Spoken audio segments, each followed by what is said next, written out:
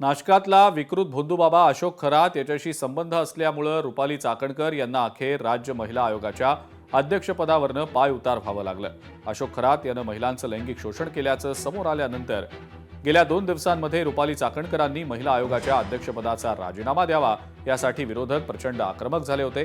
त्यातच चाकणकरांविरोधात महिला नेत्या सुद्धा एकवटल्याचं पाहायला मिळालं। मग त्यांच्याच म्हणजे राष्ट्रवादीतल्याच नेत्या असो किंवा विरोधी पक्षातल्या नेत्या असो, चाकणकरांची कुणीही पाठराखण सध्या करताना दिसत नाहीये।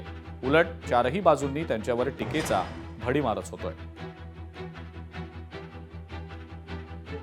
ज्यांचे ज्यांचे धागेदोरे या सगळ्या प्रकरणाशी आपल्याला दिसतायत, ह्या सगळ्यांची देखील चौकशी होणं गरजेची आहे की ह्या काही लोकांचं पाठबळ आहे का खरातांना, आणि त्याच पाठबळामुळे हे एवढे प्रकरण झालेत का, किंवा एवढ्या महिलांवरती अत्याचार झाल्यावर पण त्या महिलांच्या तक्रारी का बाहेर आलेल्या नाहीयेत। इथे कुठलं तरी पाठबळ असल्याशिवाय हे शक्य नाही। तर नक्कीच माझी मुख्यमंत्री महोदयांना विनंती आहे की या सगळ्या प्रकरणाची त्यांच्याशी असलेल्या कनेक्टेड असलेल्या लोकांची देखील सखोल चौकशी होणं गरजेची आहे। रुपाली ताई, तुम्ही महिला आयोग पदाचा गैरवापर करून असे अशोक खरात जैसे राक्षस लोकांना पाठबळ देऊन जे महिला आयोगचा जे मोठा पद आहे त्याची मान ठेवली नाही, त्याच्यासाठी तुम्हाला आज भोगावं लागते।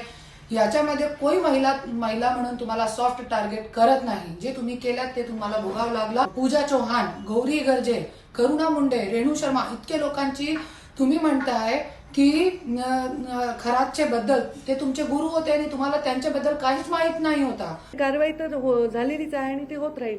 त्यामुळे त्याच्यावर काही मी त्याला काही वेगळ्या अनुषंगाने बघावं असं अजिबात मला वाटत नाही।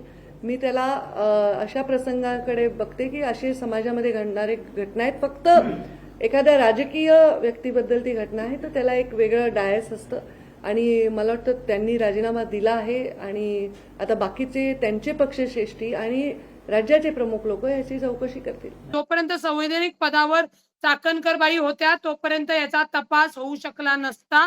काल मुख्यमंत्र्यांनी त्यांचा राजीनामा घेतला। आम्ही समस्त महिला त्यांच्या आभारी आहोत।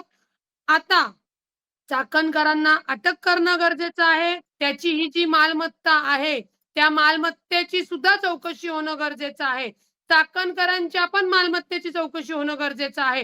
तरच यातले धागे दोरे आपल्याला मिळणार आहेत आणि या अत्याचाराच्या कानपर्यंत आपल्याला पोहोचायचं आहे। रुपाली चाकणकरांच्या राजीनाम्याने हा प्रश्न सुटणारा नाही, कारण फक्त रुपाली चाकणकरच नव्हे तर त्याबरोबर असलेले असंख्य जे बाकीचे राजकीय नेते ज्यांच्या वरदहस्तामुळे आणि ज्यांच्या राजकीय वलयामुळे इतर मंडळी त्या ठिकाणी अशा भोंदूबाबांकडे जातात आणि त्याला बळी पडतात। मोठ्या प्रमाणामध्ये त्यांचं आर्थिक आणि लैंगिक शोषण होतं, त्याची जबाबदारी ह्या प्रत्येकाला घ्यावी लागेल। महाराष्ट्रामध्ये ज्या वेळेला अंधश्रद्धाच्या बाबतीमध्ये कायदा आहे की जसं अंधश्रद्धेचं निर्मूलन झालं पाहिजे आणि जे अंधश्रद्धा पसरवतील, जे तंत्रमंत्राचा वापर करतील त्यांच्यावर कारवाई झाली पाहिजे, ही भूमिका महाराष्ट्राने सातत्याने काढण्यात ठेवण्याचं काम केलं।